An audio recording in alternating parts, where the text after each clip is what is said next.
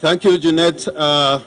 Your Excellency, the Prime Minister, the co-chairs of this wonderful initiative, my friend Dennis Waweru, and my friend Jeanette Mohammed, and the leadership from Parliament, and the coordinators.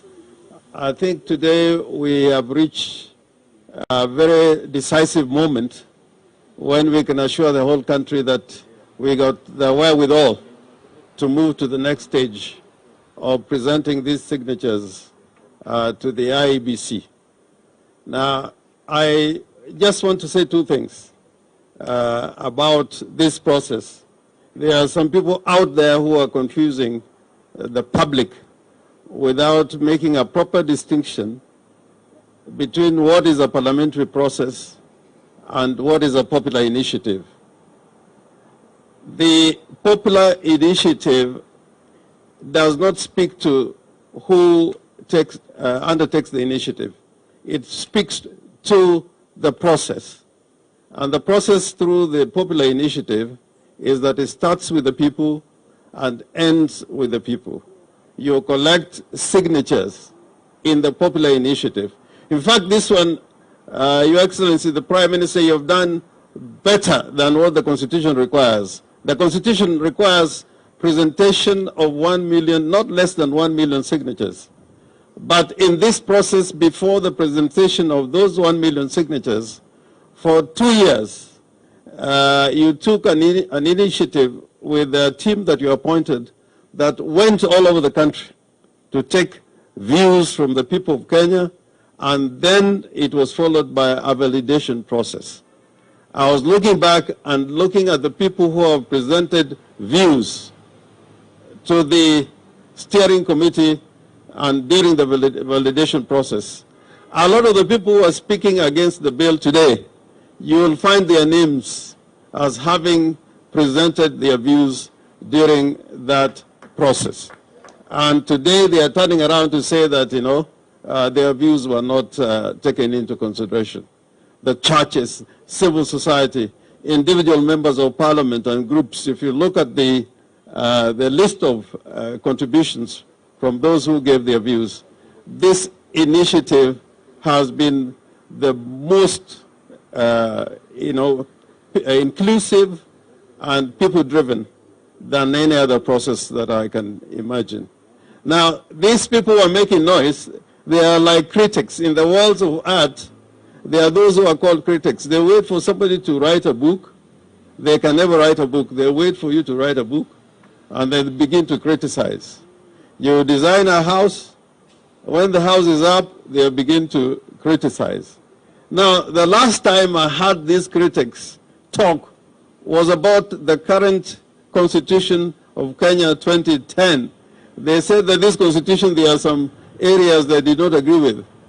Now, I was wondering that from the year 2013, they would have taken an initiative to correct what they had said in 2013 that was not proper or they did not agree with. But they've been silent and quiet for 7 years. And now that this initiative has been brought forth, they are beginning to say that there's something wrong with it. I want to assure Kenyans that I've gone through this bill with the eye and mind of a constitutional lawyer. And I am happy with the result. I'm very happy with the result. One of the things they've been criticizing is about the ombudsman, that the ombudsman is appointed by the president or is appointed by the executive. I think they should read the structure of the Constitution, the appointments, the way they are made, and come to the realization that even the Chief Justice of the Republic of Kenya is appointed by the President after a process. But the Ombudsman under this bill operates within the confines of the Judicial Service Commission. So it does not undermine in any shape or form the independence of the judiciary at all. And this bill, I think you need to read it as a whole.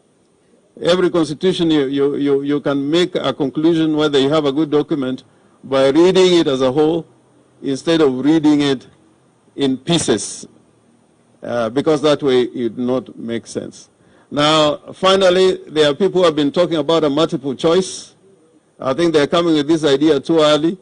Legislation through a parliamentary bill would not do, because the Constitution says you vote on a bill, not on questions. You vote on a bill.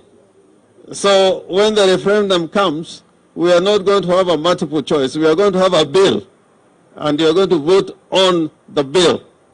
And judging by these numbers, I think that, the end result would show that we will continue to dance reggae for a little longer than they thought. The reggae has not been stopped. And therefore, with those remarks, I thank you, Your Excellency, and I know the nation is waiting.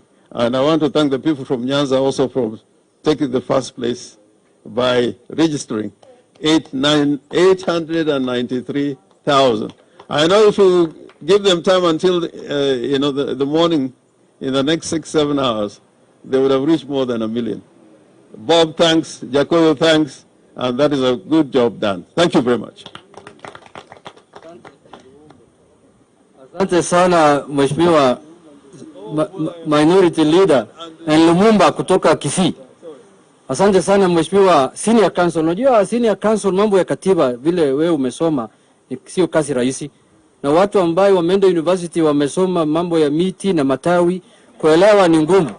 Sasa akisikia ombudsman yeye anafikiri unaongea juu ya pope ya Catholic ambayo unataka kubadilisha, sijui shida ni hiyo tu, mimi najua. But anyway, nataka kurecognize kwanza kabla hatujaenda mbali, nataka kurecognize senator, former senator wa Embu, Senator Lenny Kivuti. Senator yuko hapa na sisi, ameungana na sisi katika hii sherehe. Sasa kwa hii muda, sasa nataka kualika kiongozi mwingine wa bunge, majority leader, ambaye anaongoza bunge wale walio wengi, lakini siku hizi there is a thin line even between the majority and the minority because of the handshake. But whatever it is, he is the majority leader, Honorable Amos Muinga Kimunya. Mheshimiwa, karibu sana.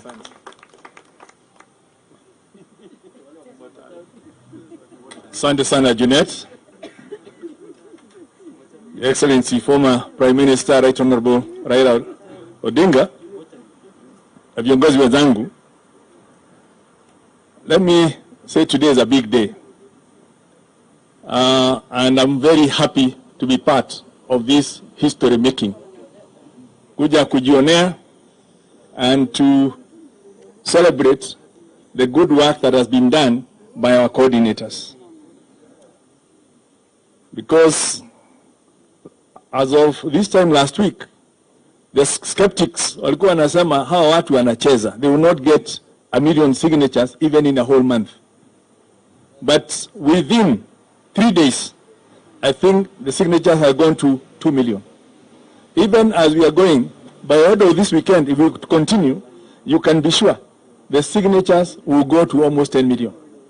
But we only need 1 million. So asanteni sana for the confidence that you put in the Kenyan people, our coordinators, because they gave you their signatures, they gave you their details, knowing that they're in support of this process. Your Excellency, I want to also thank you and His Excellency President Uhuru Muigai Kenyatta for taking this initiative and also for addressing a very fundamental issue. As we're sitting here, there is a letter, there's an advisory that was given by the Chief Justice to the President to dissolve Parliament because of not meeting the two-third gender rule. Lida, sio usiku anataka kukatiza wewe kwa protocol. Kuna watu wawili muhimu tumesahau. Na unajua sasa ngazi imeenda juu. Baada ya wewe tunaenda kwa wakubwa. Sasa turudi chini kidogo. Kuna wakurugenzi wa hii nyumba, wakurugenzi wakuu ambaye ni wawili hapa, wako hapa, Senator Janet Ongera na Sara Kilemi. Sijui wakuja hapa mbele waonekane kwa sababu sisi ni wageni wao. Yeah, okay, just wave. Okay. wako hapa. Hawa ndio wakurugenzi wa hii nyumba, Sara Kilimi na Janet Ongera. Asante sana. Pole kwa katibu. Asante.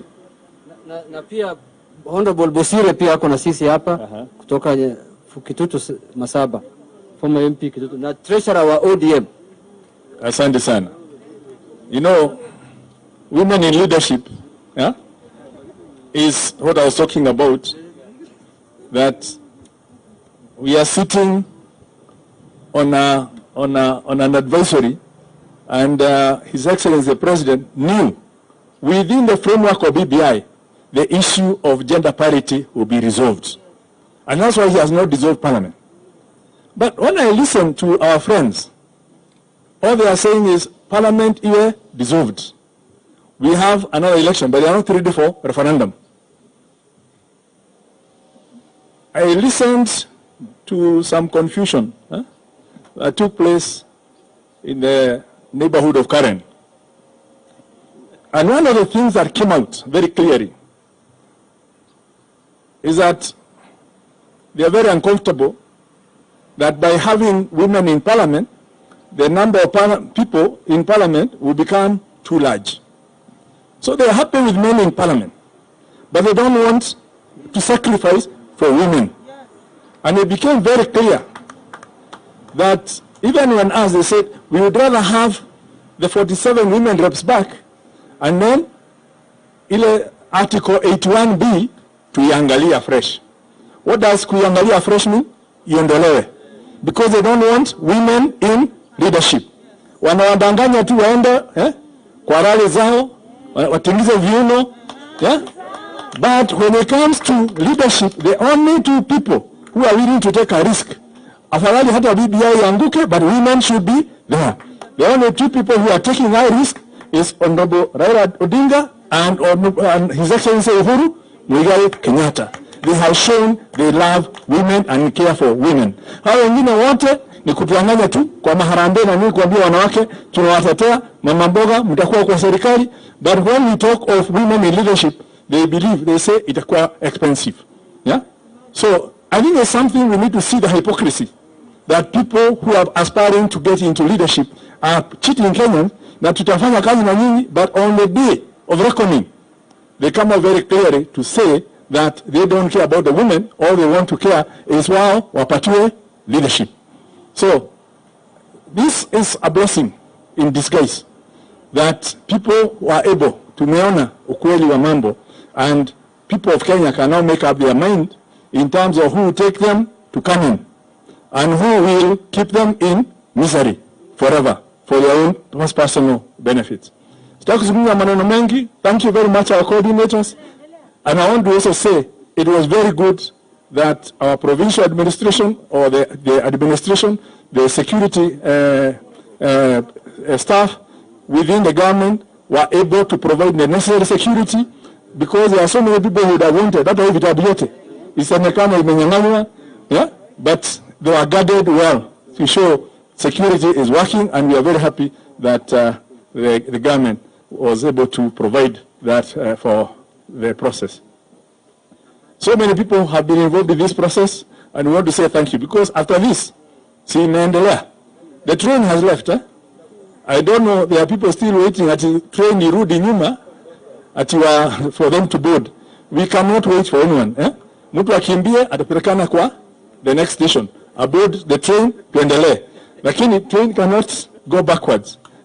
Ukianza kupika keki, I know, and you put all the ingredients, hata ugali, atukumbuke hukuweka something, or probably cake is better. Atukuweka ile flavoring ama nini, uitoe kwa oven, alafu uanze kutoanisha, kuongeza chumvi, urudishe, utapata keki ama itakuwa umeharibu.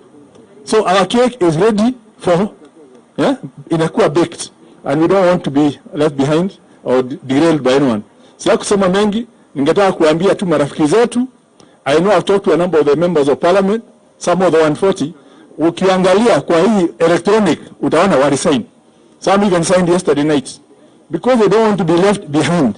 Lakini wanasema ukituona huko wewe sijali, lakini kwa BBI tutakuwa, and I want to invite as many as possible, so that even in parliament there will be a tally. Na tunaona nani yuko na sisi na nani yuko na wameanza kutetemeka. So things are moving well. And with those many remarks, I want to ask that we prepare ourselves, tumkaribishe our principal, the man behind the Building Bridges Initiative to Unity, with his brother, His Excellency Uhuru Muigai Kenyatta, anajua what is happening, and I'm sure we will succeed together. And also to ask that karibu sana Central. Hiyo ya Murang'a ilikuwa tukionja. We are waiting for you in Nyandarua next week. Na Nyeri wanakugojea, Murang'a wanakugojea, Thika wanagojea, Kiambu wanagojea, and so that people, hii mambo ya kusema ati Mount Kenya is locked. The truth imetokea. People have locked air. And but the people, we know where they are, and we are the people. Na ukitaka, also something watu wanasema, ukitaka kuoa, in our tradition, a girl does not belong to the family. Msichana is owned by the clan. So kuna watu wamekuwa wakienda kuchukua the brothers, wanaambia ati nataka kuoa your sister, nataka nini? They have never come to the clan. Wewe umekuja kwa clan. Sawa. Umeelewa? The clan is with you. Tutaendelea. Asante sana, karibu sana, Honorable Prime Minister.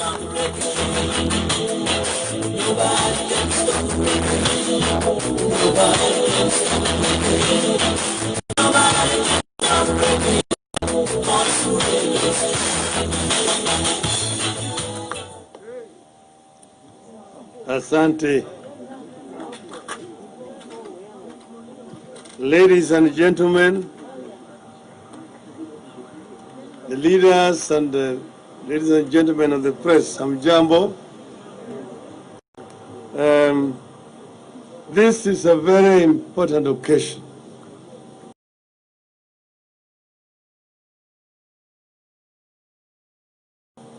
And you would have been here together with my brother, President Kenyatta. He is presiding over another function with the governors today. They're talking about recovery from COVID. So we agreed that we will kill different birds. He was going to be there and I will be here. And I'm here also representing him in this exercise. We have cleared another requirement in our running quest for building bridges to a united Kenya that we embarked on 2 years ago in a bid to create a more perfect and caring country. The collection of signatures for the Constitution Amendment Bill 2020 has been a resounding success. As we are meeting here, we have over 5 million signatures in support of the bill, and more are still coming. 5 million people in slightly over a week signals a very strong seal of approval of the process, sometimes in equally risky times.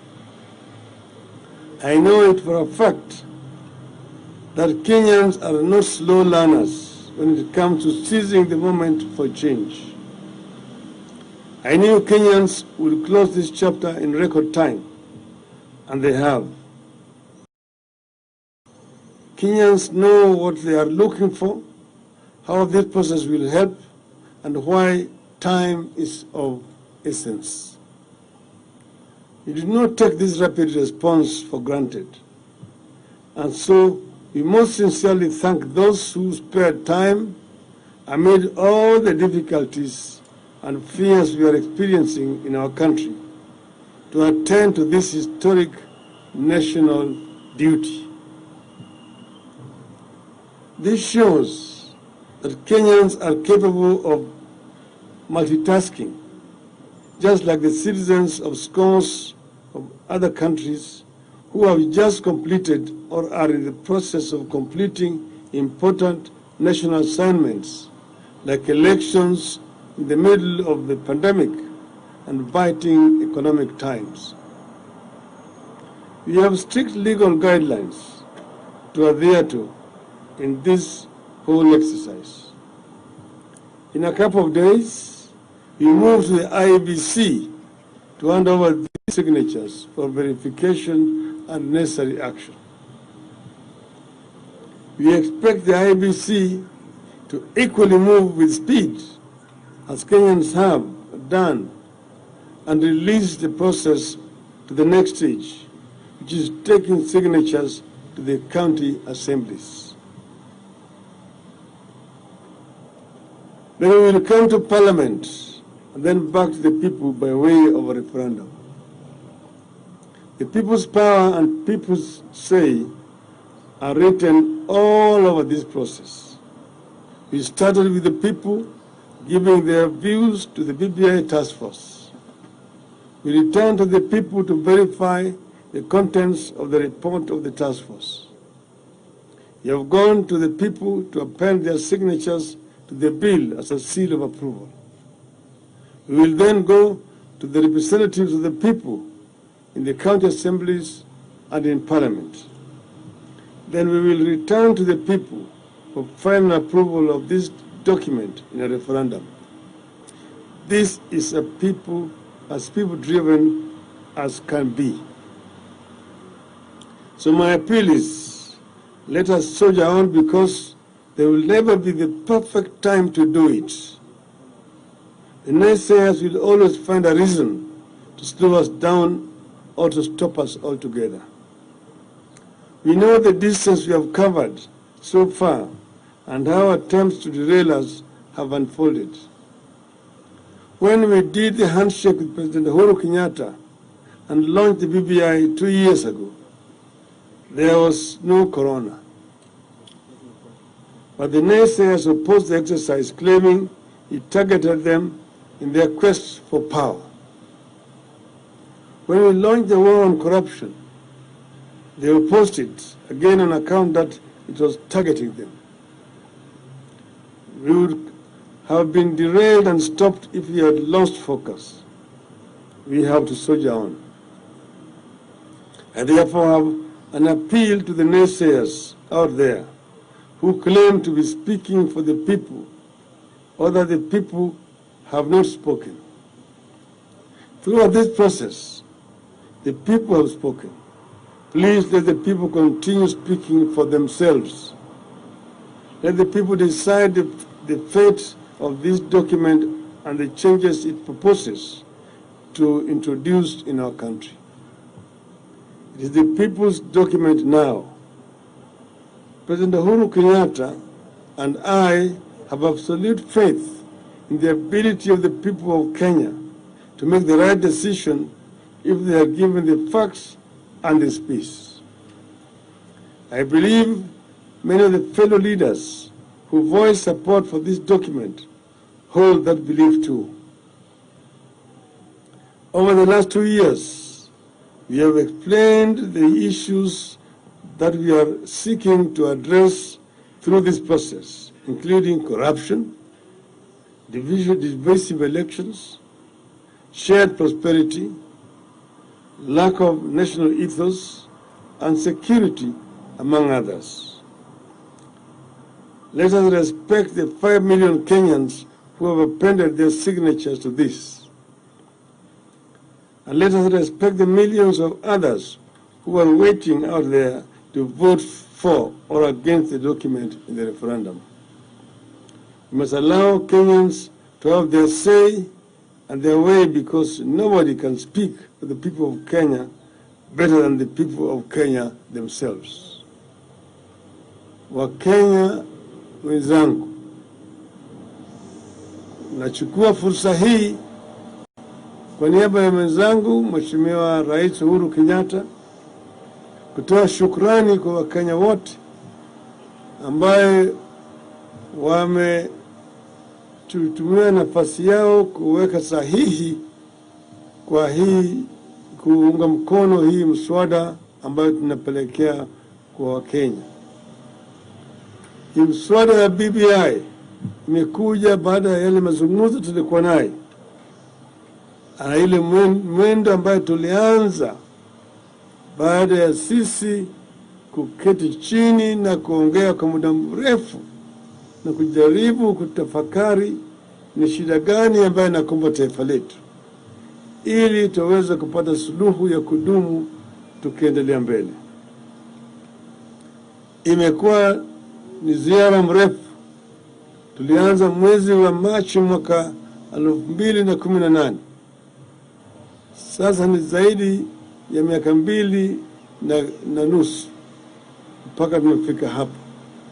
Madhumuni wetu ni kuona kama Kenya inaweza kutekeleza wajibu wake, tunaweza kutekeleza ndoto ya waanzilishi wa taifa letu vile walivyonena wakati sisi tulikuwa tunapata uhuru, ili Kenya iweze kutoka katika janga ya ufukara na ipande mlima na ifike pale nchi zingine zimepiga. Tunataka kuona kama Kenya inapambana na nchi zingine ambazo zilikuwa ni rika zake. Tunataka kuona kama Kenya inazidi kupambana katika ligi ya nchi fukara, nchi ambaye zimekumbwa na janga mingi zaidi, nchi ambaye kuna ufisadi mingi zaidi, na yale yote yatawezekana kupitia kwa hii njia ya BBI. Kuna wale ambao wanapinga, na tunasema hiyo ni haki yao ya kidemokrasia. Katika demokrasia kuna wale ambao watakubali na kuna wale ambao watapinga.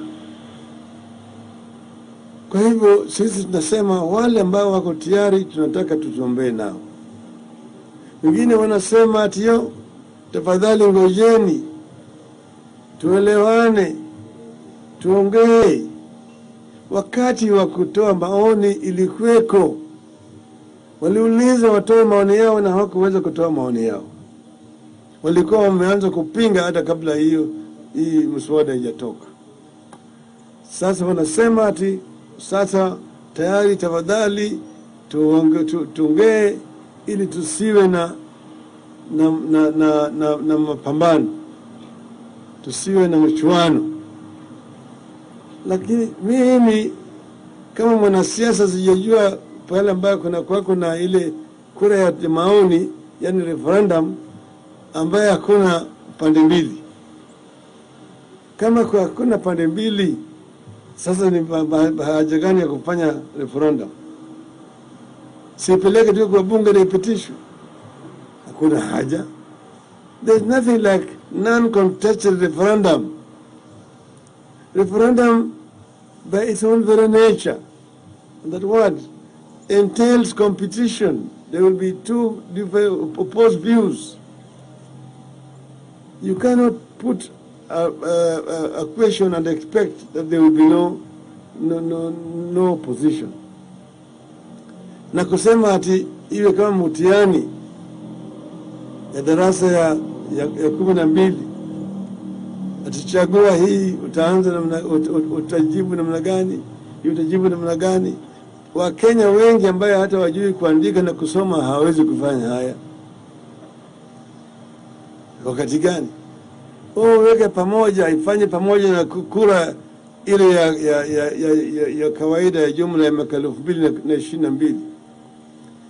Hiyo uchaguzi itakuwa na viti, sasa itakuwa viti 6. Kwanza hiyo tayari inakuwa shida zaidi kwa wananchi. Tume ya uchaguzi nataka ipunguzwe.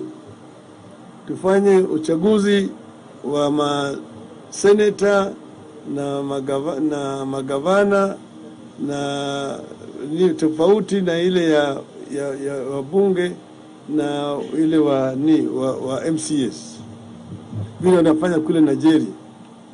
Wengine wanasema sasa ongeza tena ingine ballot ingine ya 7 kwa watu ambaye hawajasoma, to an elected voter. That is asking for too much. Na ikiwa kama unasema tusifanye hapa wakati, kwa sababu gani tufanye wakati wa uchaguzi? Ati leo tu kuna janga la corona. Corona iko America, the rate of infection ni juu kushinda hapa. Na juzi watu wa Amerika walifanya uchaguzi. Jirani wetu hapa chini Tanzania walifanya uchaguzi juzi. Kule Ivory Coast wamefanya uchaguzi. Kule Burkina Faso wamefanya uchaguzi. Ghana inaenda uchaguzi mwezi huu. Kila mahali maisha ijakoma kwa sababu ya janga la corona. Asio tu kuna shida ya kiuchumi. Ndio tunajua tuna shida ya kiuchumi. Wakenya wanajua, lakini Wakenya wanaweza kumultitask. Kwa sababu tunasema wakati imewadia sisi kuendelea mbele na hii mambo ya BBI. Nikiwa kama wewe kazi yako ni kupinga, manake mlipinga wengine ile katiba ya 2010 baada nyinyi kukua kule Naivasha na kupitisha. Kuna wale ambao kazi yao ni kupinga tu na kupinga tu. Walipinga hii katiba, sasa wataki ibadilishwe. Swali ni kwa nini walipinga, kwa sababu gani? Sasa sisi hatutaki kuingia katika tuanze kuendelea kubishana na wengine. Tunasema kila Mkenya ana haki ya kupinga. Kwa hivyo tunasema hii iendelee, yale tunayotaka ni amani. Tungependa hii yote yafanyike katika njia ya amani. Hatutaki kuona kama kuna vitisho, kama kuna vita wakati wa watu wa Kenya. Kila mtu kata kama yeye anapinga, usiwe na shida na yeye. Hiyo ni haki yake ya kidemokrasia. Wacha apinge. Na wewe vile vile usitishe wale ambao wanaunga mkono. Wacha wao vile vile waunge mkono, ili debe ndio iwe muamuzi. Kama nyinyi mko na watu zaidi kutushinda sisi, tutasalimu amri. Na nyinyi mkishindwa, msalimu amri. Hii ndio ukweli wa mambo. Kwa hivyo mimi sitaki kusema zaidi kupita hapa. Nataka kumalizia tena kutoa shukrani kwa Wakenya wazalendo ambayo wameshughulikia hii maneno, ambayo wameenda katika pembe zote za nchi yetu na kusanya masahihi. Nawaambia, nasema heko kwenu, asanteni sana kwa kuni, lakini hiyo ni mwanzo. Mambo bado sasa. Sasa ndio mapambano. Tutaenda sasa kuuza hii mswada kila katika pembe zote za Kenya. Alafu baadaye kura itafanyika, na tunasema baadaye tunasema shukrani kwa kila mtu. Kwa hivyo kwa haya mengi nasema asanteni sana kwa kutusikiliza. Shukrani.